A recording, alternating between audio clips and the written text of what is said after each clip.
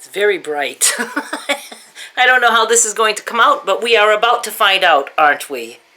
Hi everyone, it's me, Darlene. I am back finally with episode 3 of the Scrappy Stash Buster Quilt Top. I took a couple of days off from recording for this series because we had the holidays and I was a little bit busy. 2 different days we had company come over, and I have been doing some sewing, but I just wasn't able to find the time to record. The good news is I have done quite a bit, and the even better news is that I know how I'm going to finish this quilt top now. So far I have shown you how to make this 7-inch block using these pre-cuts. Oh, and I did want to say that someone asked me if they were to order 2 of the packages of pre-cuts, would they get, 100 prints and then 100 different prints? No, the packages, let me get one. The packages that I sell are all the same for each sale. Like, I have 14 of these, and if you were to get 2, you're going to get 2 of each of the same prints. You'll get, 2 of the floral, 2 of this one, 2 of this one. So that's just the way it works. So if you buy 2, you would end up with 200 squares, but you will have 2 of each, which is good. It's good because it's nice to have some matchy-matchy here and there throughout. But I'm using just one package like this, as you can see. See, there's this guy. Right there, see? I'm using just one of these, and I figured out a way that I'm going to be using all 100 in here.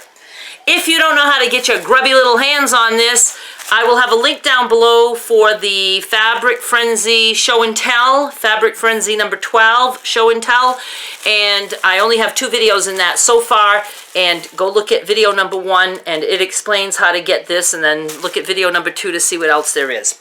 I'm not going to talk about that right now. Just go check out the playlist for the Fabric Frenzy and you'll understand after that.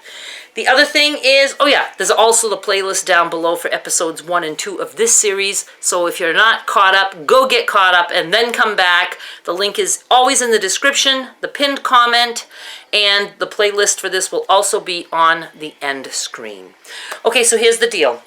I have so far 30 of these type of blocks completed, 7 inches squared and trimmed. I have 10 partially completed, so not going to take too long to finish up these 10 and trim them. Then with all my rest of my scraps from that little packet, like this, I went ahead and pulled out 10 of the biggest ones I could find. So this is going to be the other 10 7-inch blocks. Now I'm going to start looking at these more narrow ones.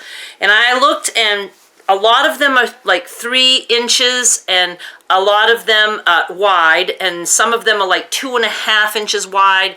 And then there are some like funky, and some that I wouldn't be thrilled to use for this particular project. See, I intended these more or less for like crumb quilting, but I'm pretending that these are the only scraps in my life and that I want to make a quilt top, and I have to use every one of these scraps. And I'm just not going to be fussy. This, look at, I think this is probably the smallest piece in the pack. So it's going to be a lot of, the strips sets going on. But that's okay. It's a scrappy quilt. I'm going with it. Another kind of small one. But very few of these, and I'm just going to scatter them about. So what we're going to do is, I have decided that I am going to take these, and I'm going to add so that I have 7 inches this way. I'm not adding this way unless I have to. And then I want this to butt up to this. And I don't know exactly which way I'm going to be turning these, but for now I want to build these 7 inches tall. If I want to get to 3 inches wide, I will have to add to some, but I think I will add after. I'm going to build 7 inches, and then I'll add a strip this way to make it 3 inches wide. So let's just get started with this. Now there are 2 ways we can do this. We can use whatever scraps we have left. I could, sew this to here, and I'll measure it after, and if it's not 7 inches, well, I would just have to add another piece. But I'm going to add just to the one end because I have an idea of the way I want to place the blocks.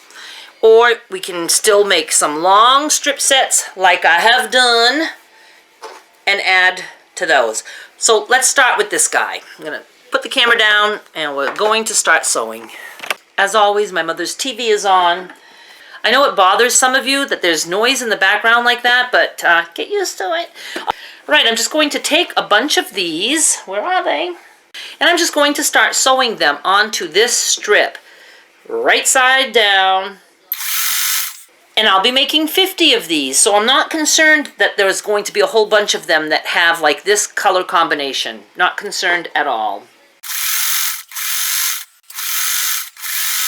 And then remember, I can do it the opposite way, but if you don't like sewing on this side, like I can do this and move it over and just start sewing this way. If you're not comfortable with that, then just cut your strip and start again. But I'm okay with it. Now some of these are wider than 3. They will be trimmed. Like this guy needs to be trimmed. I'm going to trim him now. Why take up all the space here? He's got a little tiny bit of white, so I'm going to keep that part. And when I switch the orientation, I cut between those just to make it easier to press. So I've got 2 strips that I can press. Our other option is to take pieces that we have left over and just use those. I just like to look like this one's a little wider. No, it doesn't matter. And I don't sew on this part because I will be trimming that to go into my crumb stash. So what I'm going to do is just lift, and I can just leave that right there, and let's do another one. I'm not fussy about the color combination at all. And I'm still putting it close to the edge because that gives me more leftover for my crumb pile. And this guy, can I put 2 on him? I probably can. Alright, let me press this and see what I've got. So once I press, I have strips that look like this, or I have pieces that look like this. Normally, I would just snip these apart. But before I do snip these apart, these are not 7 inches in this direction because I just used a strip set with 2. I could have made my strip set wider to begin with, or instead of snipping these apart and doing each one individually, I'm going to go ahead and add to this just to make it a little bit easier. Out of bobbin thread, way back here. When I wind bobbins, I'll wind like 10 at a time. And I don't care what colors I have. Alright, I'm going to press this and see if any of these make the cut. I am adding another strip. I'd rather have to trim just a couple than have to add to every one of them individually.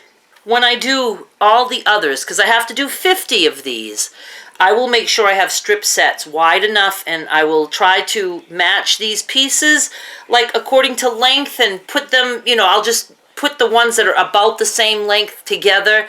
And I don't want to trim these down. I want that variety of sizes.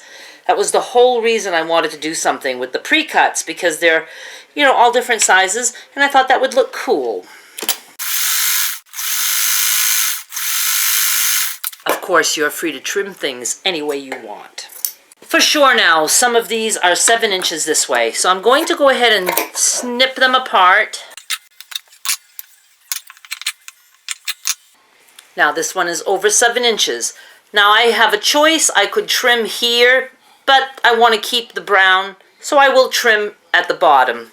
This one needs another 1.5 inches, and I'm going to add it to this end. I don't know, I just thought I would do it that way, and I'm going to.